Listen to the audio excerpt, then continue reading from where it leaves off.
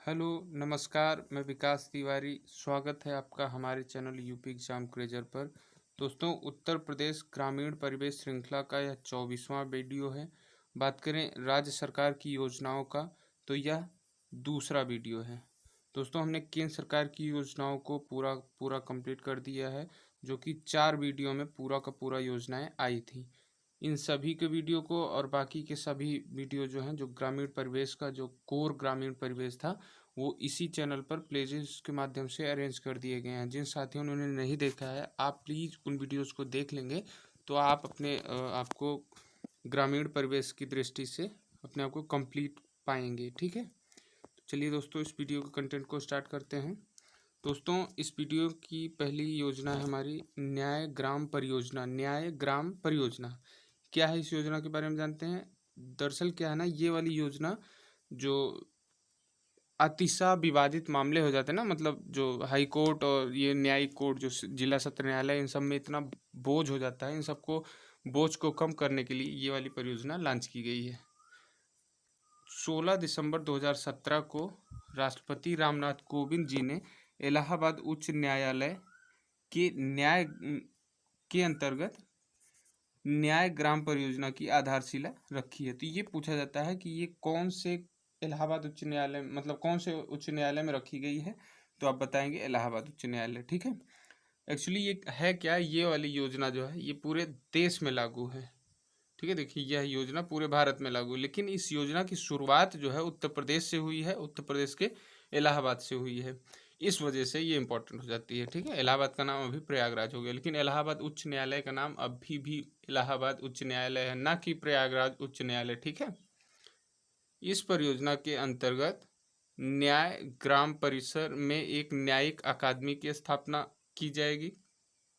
ठीक है, मतलब जो न्याय ग्राम परिसर है उसी के अंदर एक समिति टाइप की बनाई जाएगी, जिसका नाम होगा एक न्यायिक अकादमी। ठीक है, इस यह अकादमी उत्तर प्रदेश की निचली अदालतों की क्षमता विकास में महत्वपूर्ण योगदान करेगी। जैसे क्या है ना कि अगर थोड़े मोड़े विवाद का मामला है तो वो इसी न्यायिक अकादमी के हस्तक्षेप से सुलझा लिया जाएगा, ताकि वह ये निचली अदालतों जो जो जिला सत्र न्यायालय होता है, हाई कोर्ट होता है, ये सब में वो वाले मामले पहुँचे ही ना, और जब पहुँचेंगे नहीं तो उनका भार कम होगा। ठीक है, उनमें महत्वपूर्ण योगदान की भूमिका निभाएगा।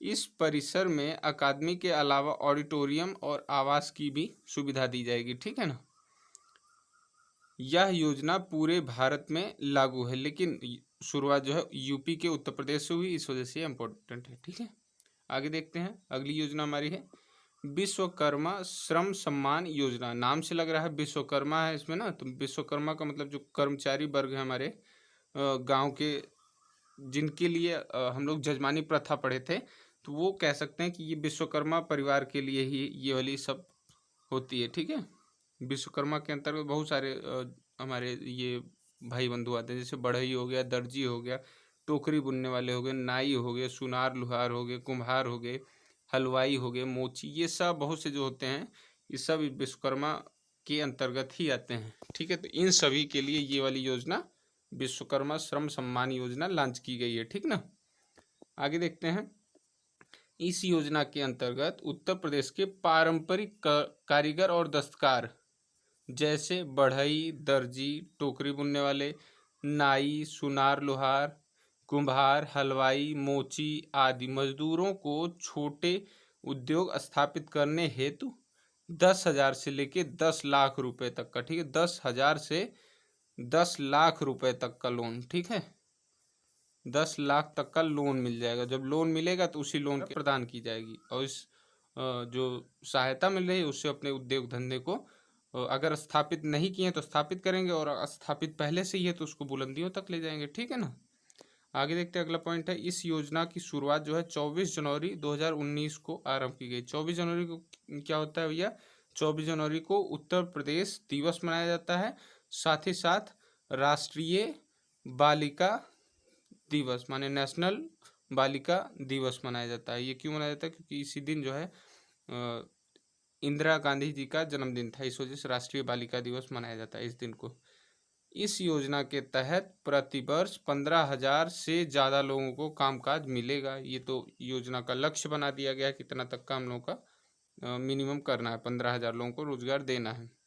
इस योजना का पूरा खर्च राज्य सरकार द्वारा उठाया जाए, माने ये 100% स्टॉक जो है इसका, ये राज्य सरकार द्वारा वहन किया जा रहा है इसका। इस योजना के माध्यम से उनको मतलब ये वर्ग है, इन सबको एडवांस टूल किट भी प्रदान की जाएगी। ठीक है, अगर सुनार है, लोहार है, तो उनको उनसे रिलेटेड वाली टूल किट भी दी जाएगी ताकि वो अपने काम को अच्छे से अंजाम दे सकें। ठीक है, आगे देखते हैं। Scheme for adolescent girls. देखिए, नाम से ये बड़ी अंग्रेजी वाली योजना लग रही है, आप कभी सोच भी नहीं पाएंगे यूपी की योजना है ये। ऐसा लगेगा, मान लो अगर ऐसे ही पूछ लिया जाए स्कीम फॉर एडोलेसेंट्स गर्ल्स ये कहाँ की योजना है, तो मैक्सिमम लोग तो कन्फ्यूज हैं, कहीं ये केरल की योजना तो नहीं है।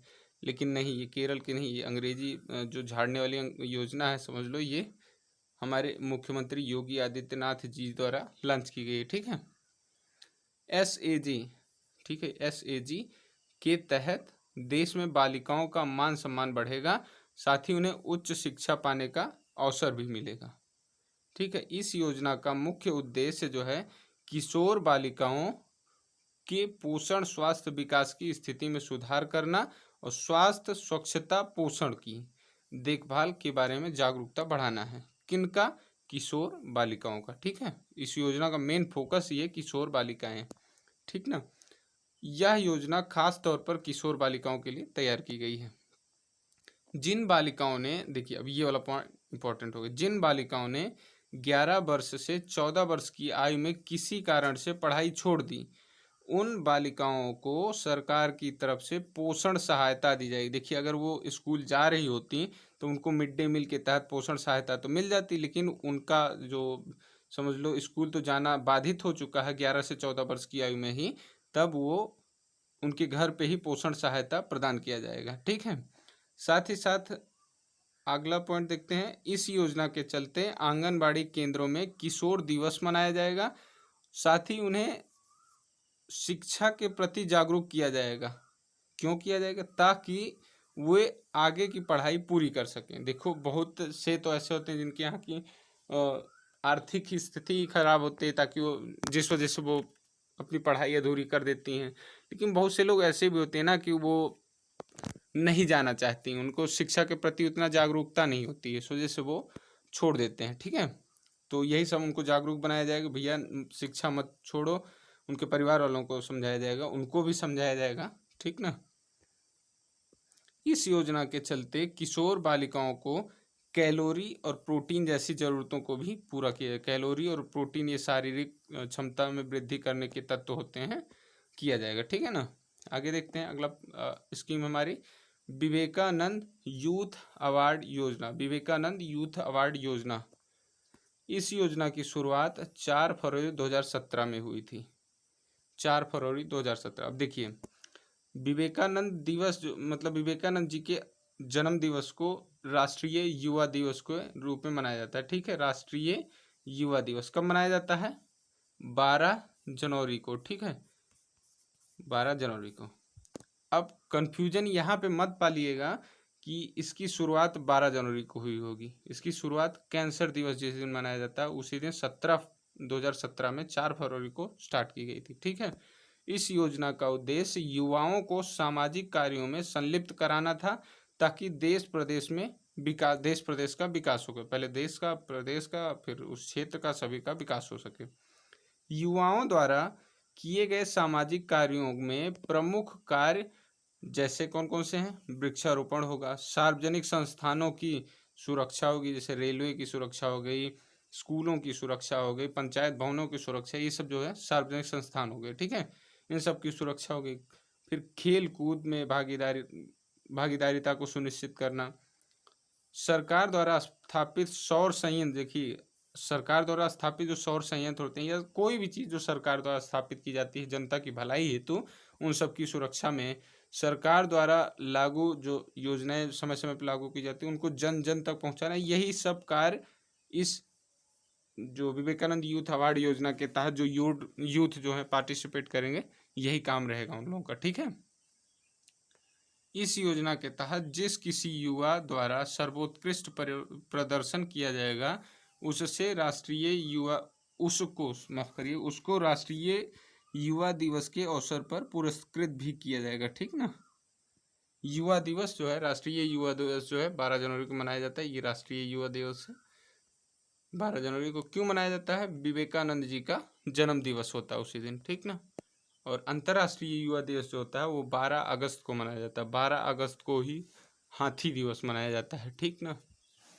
आगे देखते हैं।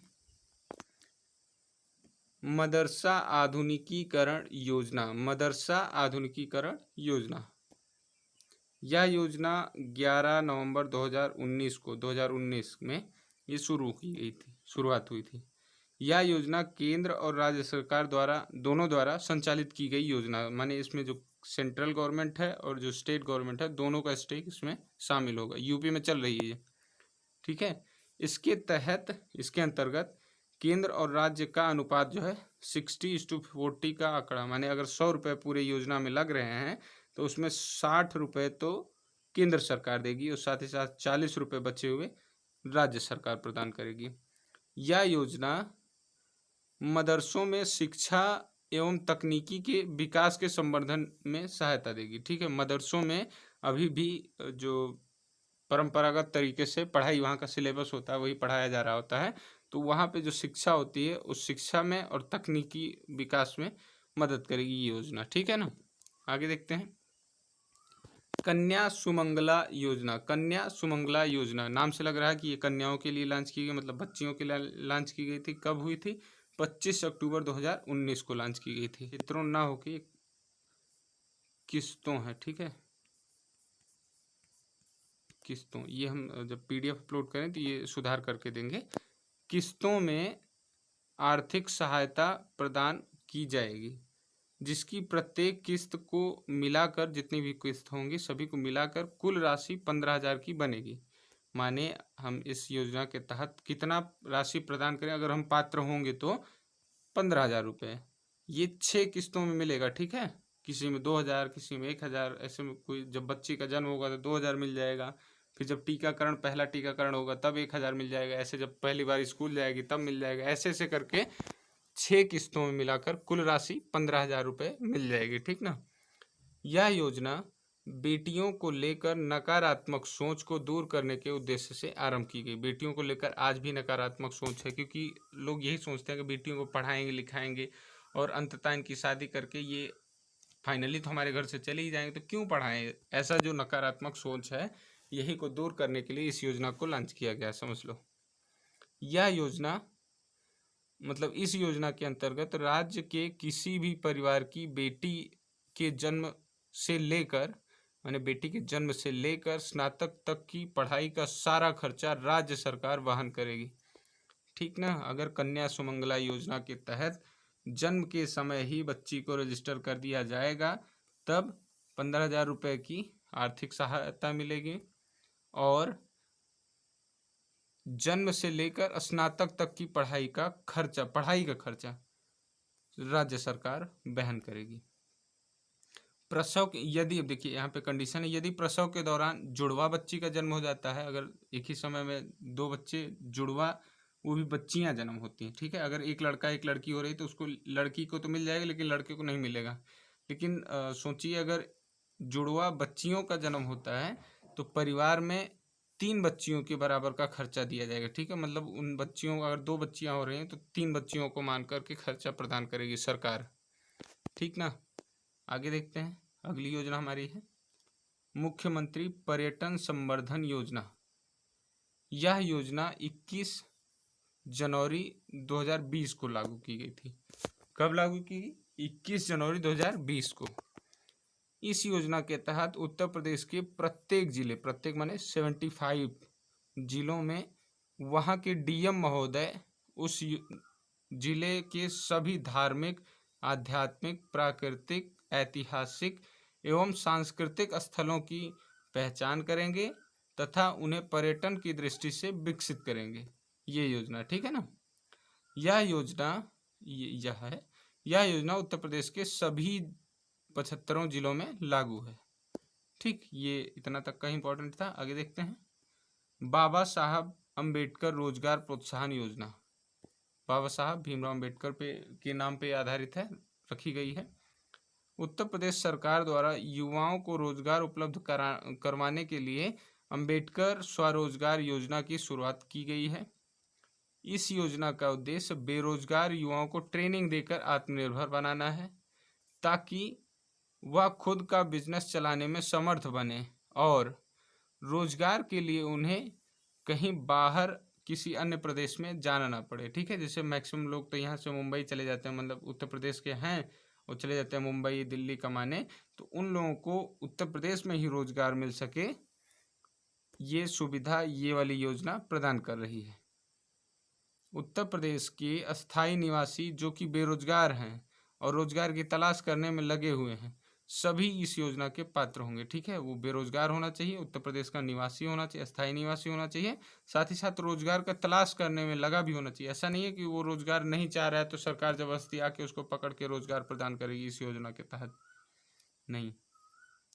इस योजना में कोई आरक्षण नहीं दिया जाएगा। ठीक है, कोई आरक्षण नहीं, माने वो जनरल कैटेगरी का है, कौन से जाति का है, ये सब कोई मैटर नहीं कर रहा है, बस वो उत्तर प्रदेश का होना चाहिए, उत्तर प्रदेश का स्थायी निवासी होना चाहिए। ठीक ना। इस योजना के अंतर्गत युवाओं को अपना व्यापार चलाने के लिए 2 लाख से 5 लाख तक की ऋण सुविधा भी मुहैया कराई जाएगी। ठीक ना, 2 लाख से 5 लाख अगर कोई स्वरोजगार के तहत अपना कोई बिजनेस स्टार्ट करना चाह रहा है, तब उसे 2 लाख से 5 लाख के मध्य लोन भी दे दिया जाएगा। आगे देखते हैं अगली योजना हमारी, मुख्यमंत्री शिक्षुता प्रोत्साहन योजना। ठीक है, शिक्षुता प्रोत्साहन योजना, नाम यही है, शिक्षुता ही सही लिखा हुआ। इस योजना को 18 फरवरी 2020 में घोषित करके 2021 के बजट द्वारा संचालित किया जाएगा या जा रहा है। ठीक है ना, जा रहा है, ये कहें, ये तो हट गया, मतलब इसका लॉन्च जो करने का जो तिथि थी वो 18 फरवरी 2020 थी, और इसका जो भारित व्यय होना था वो 2020-21 के बजट पे था।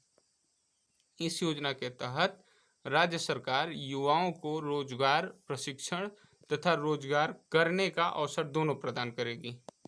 ठीक है, पहले तो रोजगार प्रशिक्षण, मतलब अगर कोई अकुशल व्यक्ति है तो उसको रोजगार प्रशिक्षण देगी, पहले ट्रेनिंग देगी, फिर अगर वो प्रशिक्षित हो गया तो उसको रोजगार कार्य करने का अवसर प्रदान करेगी।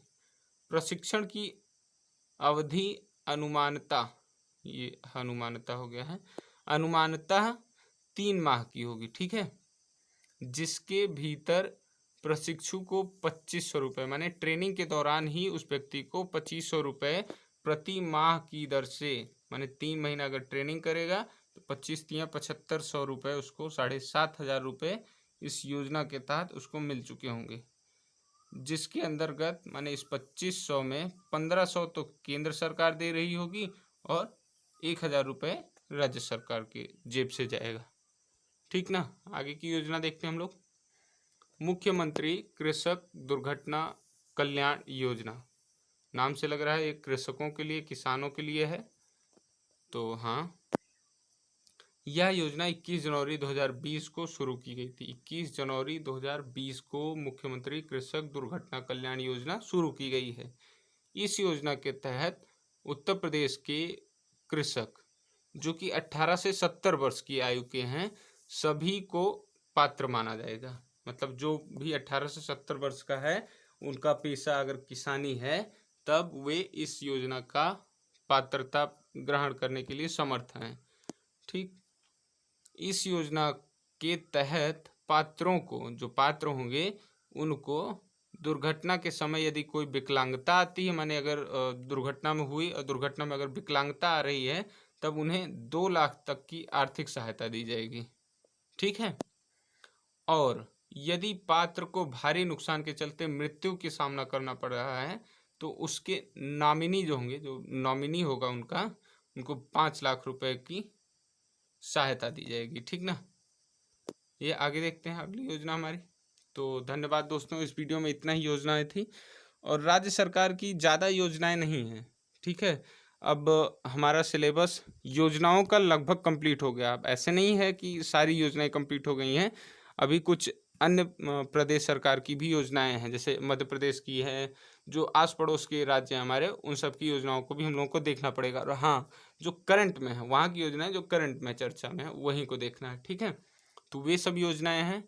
तो अभी योजनाओं का वीडियो हम लोगों का ख़त्म हो गया, जो कि केंद्र सरकार और राज्य सरकार का था। अब मध्य प्रदेश, हरियाणा, ये सब का जो ओवरऑल योजनाएं होती हैं, उन सबको हम लोग देख लेंगे। और बाकी जो माप तौल वाला वीडियो होता है, मतलब 1 बीघा में कितना, ये सब जो होता नहीं है, ये सब वाला वीडियो आएगा। उसके बाद हम लोगों का 2-3 वीडियो कृषि पर आधारित होंगे और हमारा सिलेबस कंप्लीट हो जाएगा। तो धन्यवाद दोस्तों, मिलते हैं अगले वीडियो में।